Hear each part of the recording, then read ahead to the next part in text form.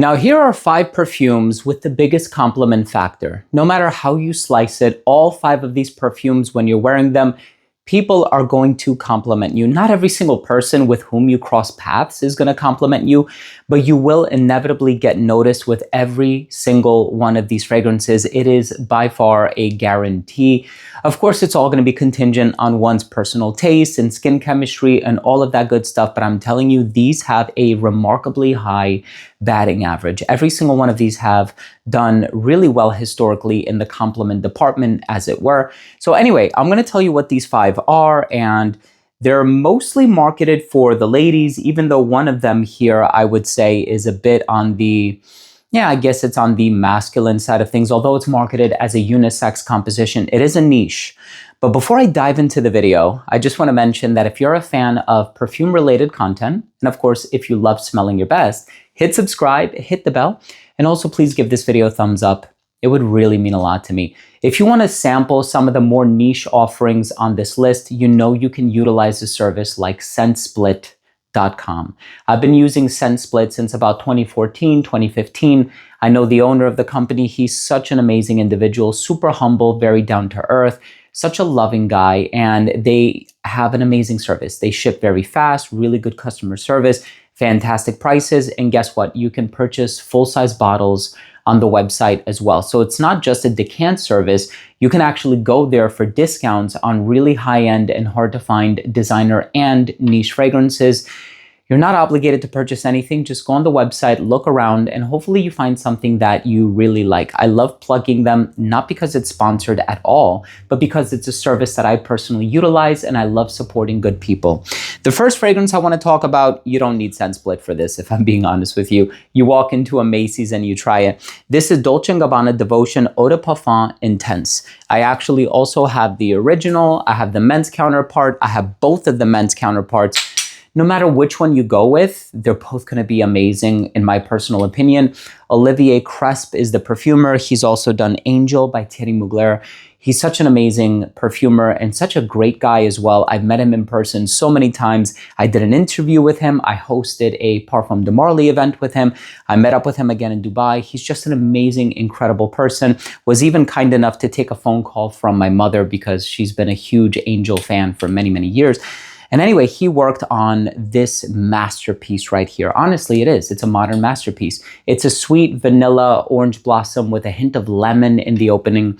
People say it smells like, what, a lemon pound cake or a lemon meringue pie. People make some really interesting associations with the smell, and we always tie it into the culinary for some reason. But look, I would personally go with the Eau de Parfum Intense. Dolce & Gabbana makes some remarkably good fragrances.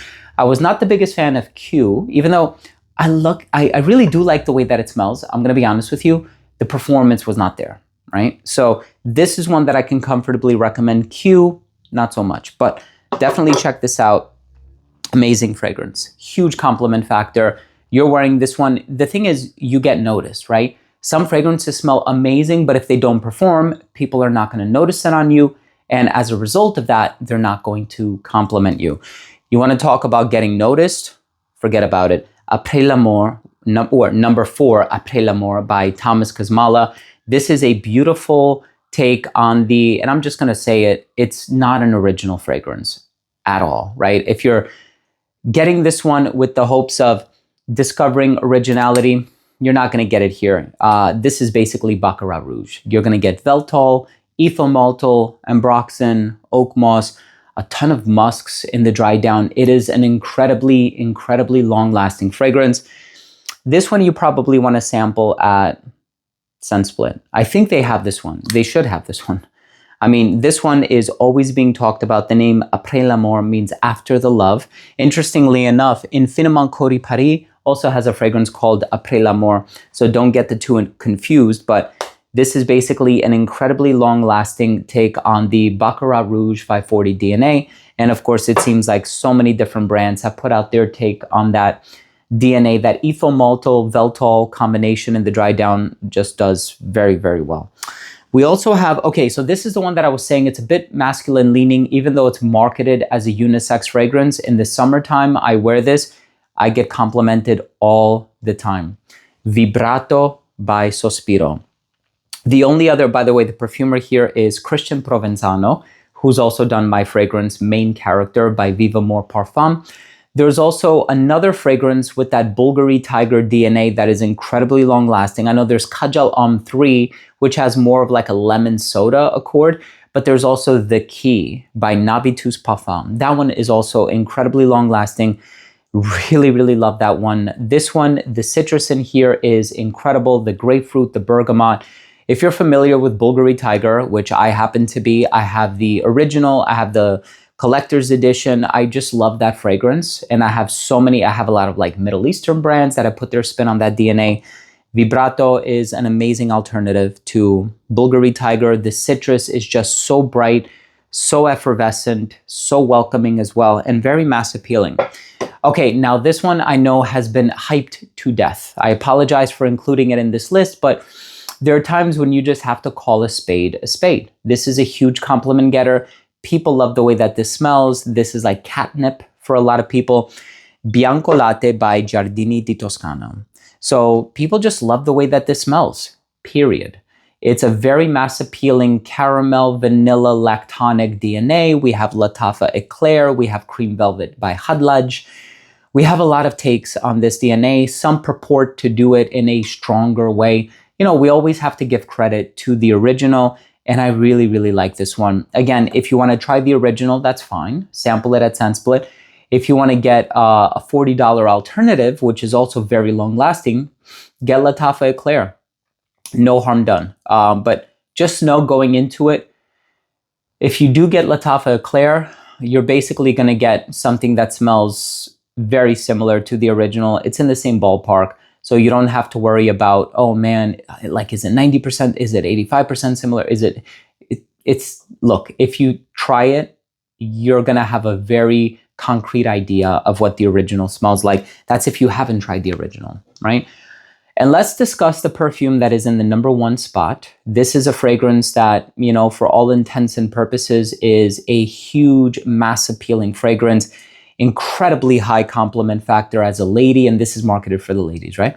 As a lady, if you're wearing this one, walking down the street, somebody smells it on you, there's no way that they're not going to compliment you on this. It has a huge compliment factor. It's so mass appealing. It's so easy to wear. It's so effortless. It's very elegant.